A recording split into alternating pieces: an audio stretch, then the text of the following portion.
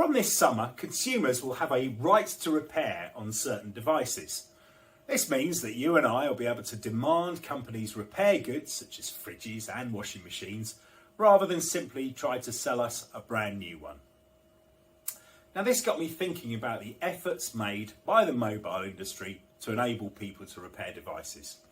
In the past, we all got into the habit of upgrading our phone every year, but more recently we've been hanging on to our devices for longer and I guess needing more repairs. Now certain smartphone manufacturers have been talking a good game about sustainability, but making it increasingly difficult for anyone other than themselves to repair their devices, usually at an outrageous cost. We've also seen the odd attempt by smartphone manufacturers such as Puzzle Phone and Fairphone to create a modular and upgradable device to be more sustainable, but the former disappeared and the latter is hardly a household name.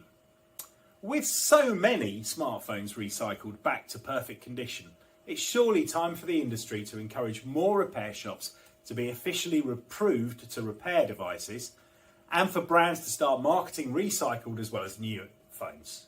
If the industry doesn't make this move itself, I strongly suspect the regulator will do it for them.